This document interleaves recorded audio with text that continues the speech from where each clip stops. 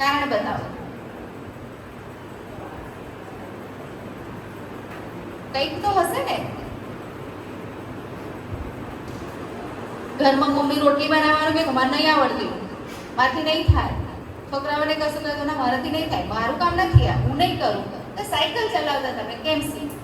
કેવી રીતે શીખ? એનો મને આન્સર જોઈએ છે. દિમાગ કસો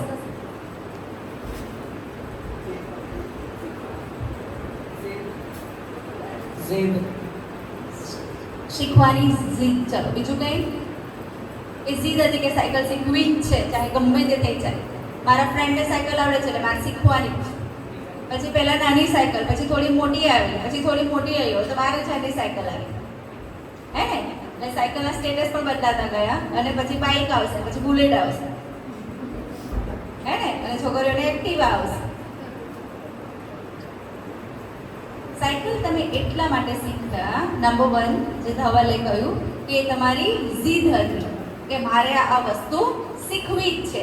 બીજી વસ્તુ કે ડર તો હતો, ડર તો લાગતો હતો ને, ડર લાગતો હતો પણ સાથે સાથે જરૂરિયાત પણ હતી કે આ વસ્તુ મારા માટે જરૂરી છે, એટલા માટે પણ તમે શીખ્યા. ત્રીજું કે તમારા ફ્રેન્ડને આવડતું હતું એટલે તમને પણ આવડવું જોઈએ, ના આવડે તો ઇજ્જત જાય, એટલા માટે પણ શીખ્યા ને.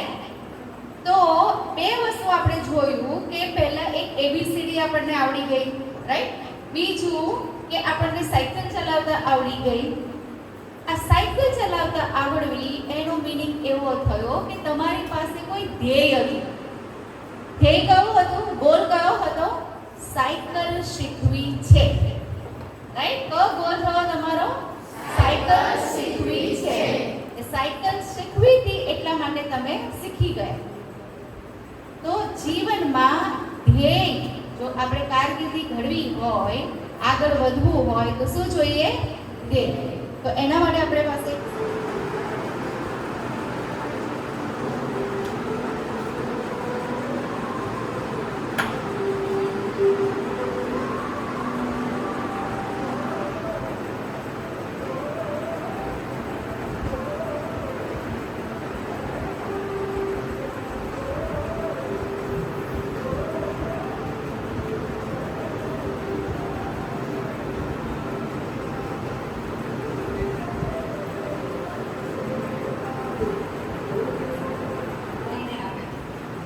મેડલ લઈને આવે, વાગેલું હતું તો પણ એમનો ધ્યેય નક્કી હતો.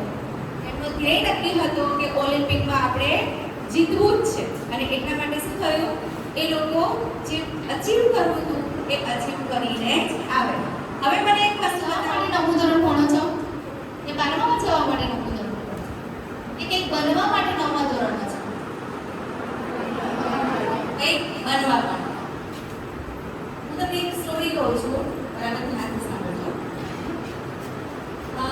એક વખત એક બોય હશે, કોઈ તમારા જેવાનો નાટક, એ 4-5 દિવસ સુધી આમ કોન્સ્ટન્ટ કહેવાય ને કે કંઈ ધ્યાન ના હોય, કશું સમજતો ના હોય, એ રીતે સ્કૂલમાં ફર્યા કરે. એટલે એના ક્લાસ ટીચરે ઓબ્ઝર્વ કર્યું કે કંઈક અને પ્રોબ્લેમ છે, એટલે આ છોકરો ઘણા દિવસથી કન્ફ્યુઝ લાગે છે. એટલે એને બોલાવેલા અને બોલાવીને પછી કહ્યું કે ભાઈ શું પ્રોબ્લેમ છે, તારે કશું થયું છે બેટા? ઘણા દિવસથી તને ઓબ્ઝર્વ કરું છું કે તું બહુ કન્ફ્યુઝ લાગે છે. એટલે છોકરો એવું બોલ્યો કે મને ખબર નથી પડતી કે મારે કરવું શું. શું કહ્યું એણે? કે મને કંઈ ખબર જ નથી પડતી કે મારે આગળ શું કરવાનું, મારે શું ભણવાનું, હું શેના માટે ભણું છું એ જ મને ખબર નથી.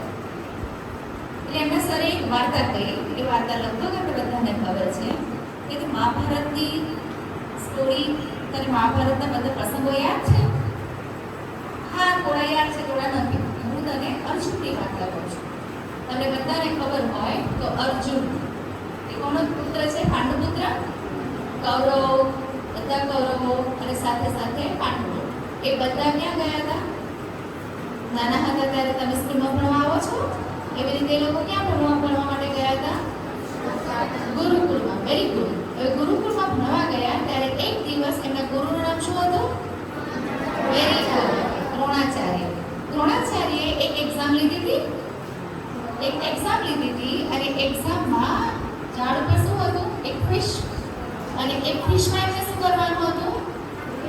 હા, આંખની ટીકીની અંદર જ તીર મારવાનું. એટલે પહેલા યુધિષ્ઠિર આવ્યો. એ તો યુધિષ્ઠિર તો કેવા હતા? સત્યવાદી. એમને તો એવું હતું કોને મારવા જશે, બાજુ ચકલી છે મરી જશે તો, બાજુ પેલું છે એને કંઈ નુકસાન થશે તો. ભીમાં આવ્યા તો ભીમને તો ફ્રૂટ્સ જ દેખાય ખાવાવાળા. એને પછી બધા આવી ગયા. છેલ્લે લાસ્ટમાં કોનો મારવા આવ્યો? અર્જુન. અર્જુને સીધું તીર એકદમ નિશાના પર માર્યું. કેમ?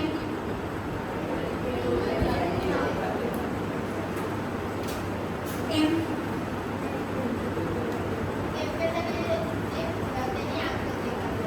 એમની આંખ જ દેખાતી એટલે બીજા બધાને પાખા હતા. આંખ નથી તો બીજા બધાને પથ્થર હતા આંખની અંદર. બધાને આંખ જ હતી ને. એવું હતું કે એકને બ્લુ કલરનો પથ્થર છે, એકને બ્રાઉન કલરનો પથ્થર છે આંખની અંદર. એવું હતું.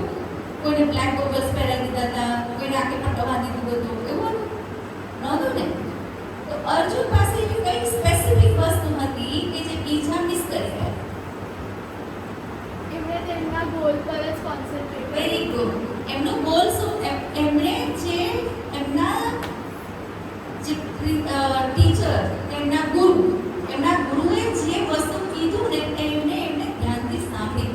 જે કહ્યું એ ધ્યાનથી સાંભળ્યું. એમના ગુરુએ શું કહ્યું હતું કે તારે ખાલી ત્યાં શું વિધવાનું છે? પક્ષીની આંખ. એટલે પક્ષીની આંખ વિધવાની કહી એટલે એને બીજું કશું જ ના જોયું. એક જ વસ્તુ પર ધ્યાન રાખે. જ્યારે આપણને કોઈ પ્રશ્ન કઈ વસ્તુ હોય ત્યારે આપણે શું કરીએ? મેઇન જે ક્વેશ્ચન હોય ત્યાં જ થઈ જઈએ અને બાકીનું બધું જ આપણને યાદ રહે. સ્કૂલમાં આપણે આવીએ તો ભણવા સિવાયની જેટલી પણ એક્ટિવિટી હોય એ બધું તમને વર્ડ ટુ વર્ડ યાદ હોય. ડિક્ટેશન થઈ જાય, ફ્રેન્ડ્સમાં ગોસિપ પણ થાય, ઘરે જઈને મમ્મી સાથે પણ ગોસિપ થાય.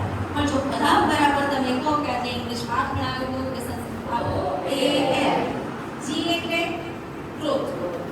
ને ગ્રોથ એટલે શું થાય? તમારું ડેવલપમેન્ટ. તમે કેવી રીતે ઉપર આવી રહ્યા છો એટલે ગ્રોથ.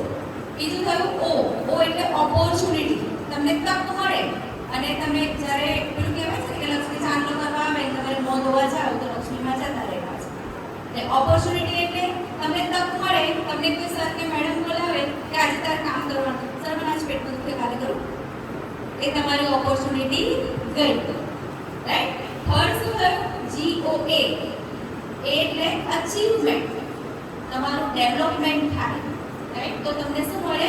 ઓપોર્ચ્યુનિટી મળે. અને ઓપોર્ચ્યુનિટી મળે એટલે અચીવમેન્ટ. અહીંયા તમે જે વિડીયો જોયો એ બધાએ શું કર્યું હતું? એમનો ગોલ હતો. ગોલ હતો એટલે એમને શું થયું? ઓપોર્ચ્યુનિટી મળી. અને ઓપોર્ચ્યુનિટી મળી એટલે એમને શેમાં કન્વર્ટ કરી? મેડલમાં. એટલે અચીવમેન્ટ શું આવ્યું? મેડલ. અચીવમેન્ટ. અને L એટલે લીડરશિપ. તમે નેતા ક્યારે બનો? જ્યારે ત્રણ વસ્તુ તમારી પાસે હોય ત્યારે. પહેલો નંબર શું કહ્યું? ગ્રોથ. Very good. જે ઊંધા હોય જાગી જજો. Number 1 growth. પછી O for very good. GOA A for achievement and L for leadership. એટલે આપણા જીવનમાં ગોલનું ઇમ્પોર્ટન્સ બહુ છે. હવે ગોલ બે ટાઈપના છે. નંબર 1 સ્મોલ ગોલ અને નંબર 2 બિગ ગોલ. હવે તમે એવું વિચારો મારે તો ડોક્ટર બનવું છે. કોઈ બી તમારા ઘરે આવે ને એટલે તમે શું કહો છો? બે જ ડેફિનેશન આપણને આપણે એક ડોક્ટર અને બીજો ઇન્જિનિયર. શું બનવું છે? તો ડોક્ટર. બીજું ઇન્જિનિયર. હવે તમે મને એક વસ્તુ કહો બેટા કે એક સીડી છે. રાઈટ. એક સીડી આપણે જાય છે. તમે બધા ક્યાં છો? સીડીની અહીંયા. રાઈટ. હવે તમે ડાયરેક્ટ શું અચીવ કરવાનું કહ્યું? અહીંયા જતું રહેવું છે. સીધું ક્યાં જવું છે? અહીંયા. અહીંયા તમે ઊભા છો, અહીંયા તમારે જવું છે. પણ વચ્ચેના જે સ્ટાન્ડર્ડ આવ્યા એ કોણ કરશે? એવું તો નથી કે તમે પાછળ ક્લાસ ટીચર બેઠા એમને બધા પગથિયા ચડવાના છે. એવું છે? પેરેન્ટ્સે ચડવાના બધા પગથિયા એવું છે? એ કોને ચડવા પડશે? અને એ ક્યારે ચડવાય? ક્લાસમાં મોટી મોટેથી બૂમો પાડીને, ડિસ્ટ્રેક્ટ થઈને, બીજાનું મગજ બગાડીને, તો ક્યારે થાય?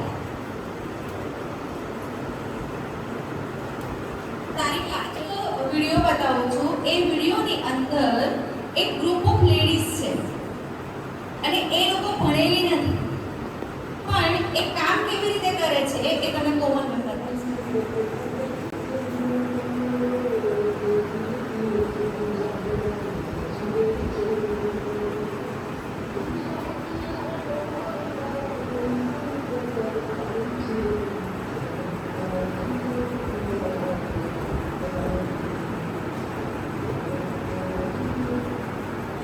મારું પેપર તો 14 ના છે ને 13 વાંચી લઈશ તો એ 13 વાંચવાની શું કહેવાય મૂર્ખામી કહેવાય because we don't know કોઈને ખબર છે ને 14 ના શું થશે એવું કોઈને ખબર છે અને એટલા માટે ડેઈલી ગોલ હોવો જોઈએ હવે ડેઈલી ગોલ કેવી રીતે થાય તો સવારે તમે ઉઠો એટલે સવારે ઉઠો એટલે સૌથી પહેલા શું કે આંખો બંધ કરીને ઊભું નહીં થઈ જવાનું હવે હું જે તમને શેડ્યુલ આપું છું ત્યાંથી સાંભળજો તરત ઊભું નહીં થવાનું નંબર 1 ઊભો એટલે આંખો બંધ કરીને પહેલા બેસો પોતાના બેડ ઉપર બેસી ને પહેલા જુઓ કે તમે અત્યારે કયા ટાઈપનો થોટ આવે છે આપણા થોટ જો હું તમને લાસ્ટમાં શીખવાડીશ કે થોટની ટેકનિક કઈ છે તમને કયા થોટ આવે છે એ થોટ જુઓ એ થોટ તમે જોશો એટલે તમને ખબર પડશે કે આજે હું હેપી છું કે હું સેડ છું કે મારા દિમાગમાં કંઈક થર્ડ વસ્તુ ચાલી રહી છે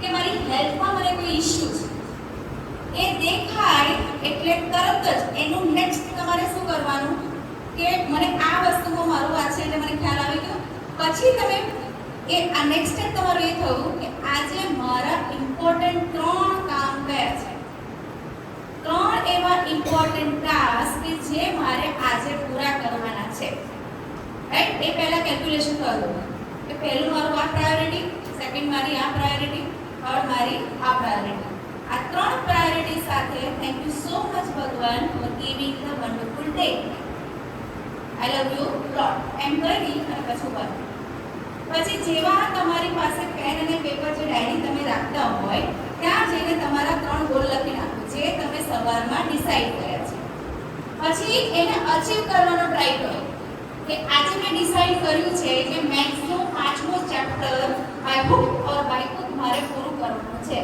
એ મારો ગોલ નંબર 1 મારો ગોલ નંબર 2 કે મારી સાયન્સની નોટબુક ઇનકમ્પ્લીટ છે એ મારે પૂરી કરવાની છે એ તમારો થયો ગોલ નંબર 2 ગોલ નંબર 3 કે મારી મમ્મીને મારી વચ્ચે ઘણા દિવસથી તું મેં ચાલે છે આજે ગમે તે રીતે મારી મમ્મીને પટાઈને મનાવવાની છે એ પણ ઇમ્પોર્ટન્ટ વસ્તુ છે ને જો મમ્મી ઉઠી જાય ને તો દુનિયામાં દુકાળ પડી જાય રાઈટ એટલે 3 હવે એક ગોલ તો બહુ ઈઝી છે એ તમે અચીવ કરી લેશો પણ ત્રીજો ગોલ છે ને એક ગોલમાં બહુ વાર લાગે ભાઈ લાગે ને મમ્મીને કેટલું બધું પટાવવું પડે મનાવવું પડે તો એ માને નહીં હા તને શું કરવું છે શું જોઈએ છે આજે તારે શું જોઈએ છે એટલે મારા પાસે આવી છે એટલે મારા પાસે આવ્યો છે કેટલા બધા ક્વેશ્ચન્સ આવે અને એને હક કરવો હોય તો આપણે કેટલો બધો ઈગો મારવો પડે પાછો આટલો બધો તો આપણો ઈગો એ ઈગોને મારીએ ત્યારે મમ્મીને હક કરી શકીએ અને એમાંથી અમારી 10% સ્ટુડન્ટ્સ એવા હશે કે તે મમ્મીને કિસ પણ કરતા હોય ઓન્લી 10% ફોર બોયઝ તો ખાસ હે ને એ તો આપણને આવડે જ નહીં અને પગે લાગીને આવનારા ખાલી 10% હશે સ્કૂલમાં આવતા પહેલા મમ્મી પપ્પાને પગે લાગે રાઈટ યાદ રહ્યું પછી આખો દિવસ તમારો પૂરો થઈ ગયો પછી સાંજે જુઓ કે મેં જે પહેલું કર્યું હતું પહેલો કયો પ્રોડક્ટ આપણો મેથ્સનું ચેપ્ટર પૂરું કરવાનું એ થઈ ગયું હવે નથી થયું કે 20% રહી ગયું તો લખી દો કે 20% રહી ગયું પછી બીજો ગોલ હતો કે મારી નોટબુક કમ્પ્લીટ કરવાની જો કમ્પ્લીટ કરી દીધી હોય તો પોતાને ટ્રીટ આપીને પાર્ટી પોતાને જ કરવાની કે 10 રૂપિયાની ચોકલેટ ખરીદીને લઈ લીધી એક આઈસ્ક્રીમ લાવીને ખાઈ લીધી એ પોતાને ટ્રીટ આપી કહેવાય મેં કામ કર્યું ને તો મને ટ્રીટ આપવાની તો પોતાને ટ્રીટ આપો તો વાહ મેં આ કામ કર્યું અને ત્રીજું મમ્મીનું ચાલુ જ રાખો સુધા પહેલા તો કોન્સ્ટન્ટ એફર્ટ્સ કન્ટિન્યુ એટલે એન્ડમાં 11 વાગ્યા સુધી બધો પૂરો થઈ જ જશે આપણો કામ પછી રાત્રે સુવા જાઓ એટલે સૂતી વખતે જે આપણું જે બ્રેક આપણે શું એ મળી છે એક જાગ્રત અને બીજું અર્ધજાગ્રત. જાગ્રત મન સૂઈ જાય, બટ અર્ધજાગ્રત મન ક્યારે સૂવે નહીં. It is called subconscious mind. તો એ સબકોન્શિયસ માઇન્ડ જ્યારે તમને ઊંઘ આવવાની હોય એટલે તમને ખબર પડી જતી હોય કે હવે મને ઊંઘ આવવાની છે, આપણે ગોદડી કે ચાદર કે જે પણ ઓળતા હોય એને ઓળી લઈએ ફટાફટ કે હવે મને ઊંઘ આવી ગઈ છે, મારો ટાઈમ વેસ્ટ થઈ જશે. એ ટાઈમે તમારું જે ધ્યેય હોય એ ધ્યેય બોલો 3 ટાઈમ્સ. કેટલી વખત બોલવાનું? 3 વખત. શું બોલવાનું? મારે ડોક્ટર બનવાનું છે, હું ડોક્ટર બની ગયો છું, હું ડોક્ટર બની ગયો છું. શું બોલવાનું? હું ડોક્ટર બની ગયો છું, એન્જિનિયર બની ગયો છું, હું પાયલટ બની ગયો છું. 3 ટાઈમ્સ બોલવાનું છે. બાકી બધું કામ કોણ કરશે? બરાબર? આટલું થાય તમારાથી કે નથી? હવે એક વિડિયો છે કે એ જે હીરો છે એ સ્ત્રી મૂવી જોઈ છે ને, એ સ્ત્રીની મૂવીનો જે એક્ટર છે એ નામ તમે મને કહેજો, મને નામ ખબર. હા, રાજકુમાર રાવની લાઈફ જો.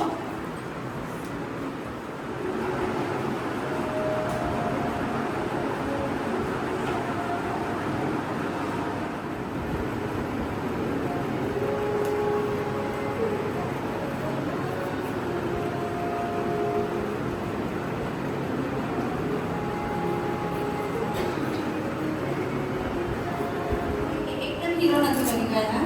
એ અક્ષય કુમાર છે એ પણ એકદમ હીરો નથી બની ગયો. તમે લોકો એ લોકોને ફોલો કરો છો ને મોસ્ટલી. હીરોને આપણે આપણી લાઈફમાં આપણે એમને સિદ્ધાંત બનાવીએ છીએ, ખોટું પણ નથી, ઇન્સ્પિરેશન બનાવીએ છીએ. તો અહીંયા લખેલું છે માટેની ફી નથી. Next.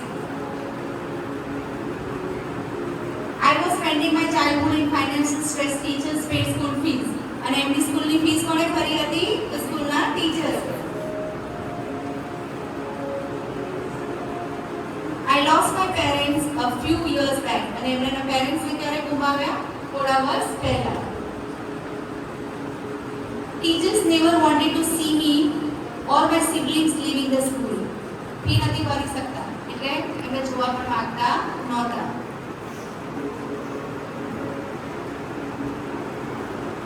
And they understood the financial stress my family was in. અને ત્યારે એમને ખબર પડી કે આપણે બધા શેમાં છે? ફાઇનાન્શિયલ ક્રાઇસિસમાં છે. For school books and tuition fees, my mother asked her relatives for help. અને સ્કૂલની ફીસ અને ટ્યુશન ફી માટે એમના મમ્મી બીજા પાસે મદદ માંગતા હતા. That's how she raised us. અને એવી રીતે એમની મમ્મીએ એમને મોટા કર્યા. I lost my mother when I entered the film industry. જ્યારે ફિલ્મ ઇન્ડસ્ટ્રીમાં એન્ટર થયા ત્યારે એમની ઇન્સ્પિરેશન એમના મમ્મી એક્સપાયર થઈ ગયા. I was left with ₹18 in my bank. 18 રૂપિયા એમની બેંકના અકાઉન્ટમાં હતા ત્યારે મેં ઘર છોડ્યું. My father died in the year 2019. એમના પપ્પા 2019માં એક્સપાયર થઈ ગયા. Survived on Parle-G and Fruity. જમવાનું નતું એટલે Parle-G અને Fruity પર જીવતા હતા. I would cycle 70 kilometers to reach acting school. જે acting school હતી એમાં 70 કિલોમીટર સાયકલ ચલાવતા હતા. I began my journey in 2010 from Love, Sex और धोखा. આ મૂવી એમની પહેલી હતી કે જેમાં એમને સારું એવી ઇન્કમ મળી. The most difficult time was facing financial difficulty and getting no work. અને સૌથી વધારે શું હતું કે એમને કામ મળતું નહોતું. My mother supported me a lot when I could run out of money. જ્યારે એમની પાસે પૈસા નહોતા ત્યારે એમના મમ્મી એમને સૌથી મોટી સપોર્ટ સિસ્ટમ હતી. Today my net worth is 100 crores. અને આજે એમની પાસે 100 crores છે. એમની પાસે જ્યારે મુંબઈમાં એન્ટર થયા ત્યારે કેટલા રૂપિયા હતા? અત્યારે કેટલા છે? એમ જ આવી ગયા. મહેનત કરી, Parle-G પણ ખાધા. તો તમને તો તમારી મમ્મી બધું જ ખાવાનું આપે છે. તમારે કયા Parle-G ખાવાના છે? અને તો પણ આ વખતે યુનિટ 2 ના માર્ક્સ જુઓ, બ્લાસ્ટ થઈ ગયો છે. બ્લાસ્ટ એટલું ખરાબ થઈ ગયું છે.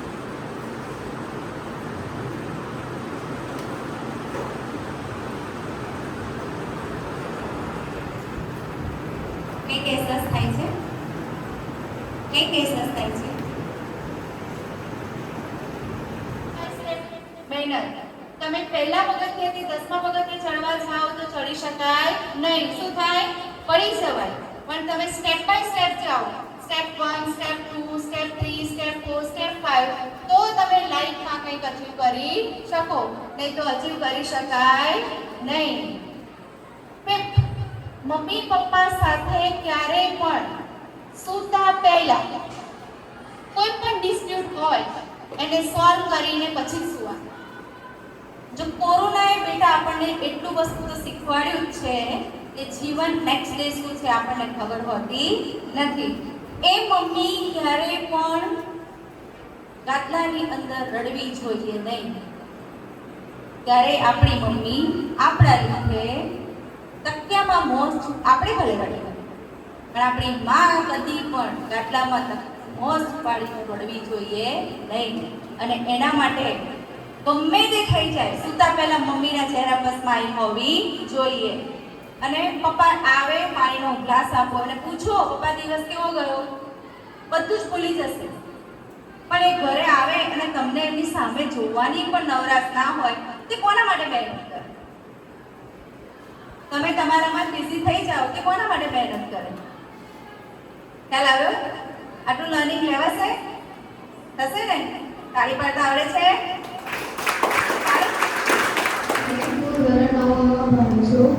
આજે આ ભાવનગર ખરાબ તો મારે રિયલાઇઝેશન થયું કે વરસાદની સિઝનમાં જે ડેઝમાં રજાઓ પડી હતી ને એમાં સૌથી વધારે મેં મોબાઈલ જોયો અને મારી યુનિટ ટેસ્ટની તૈયારી થોડી ઓછી હતી.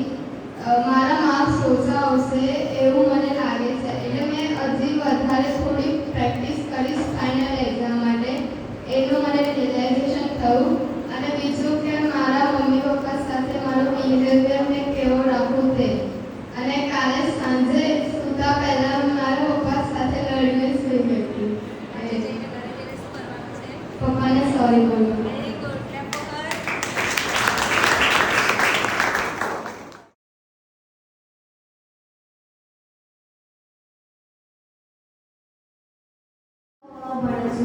ભાવના મેડમ અમારે જે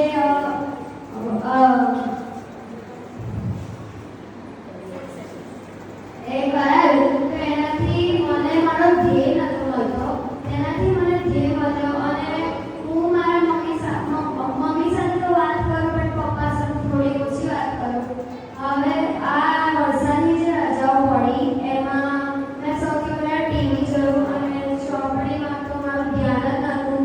અને આ વખત મને એવું લાગે છે કે મારા યુનિટ ટેસ્ટમાં ઓછા માર્ક આવશે. હવે આજે ફાઇનલ એક્ઝામ આવવાની છે, તેની માટે હું સારી પ્રિપેરેશન કરીશ જેનાથી મને સારું રિઝલ્ટ મળે.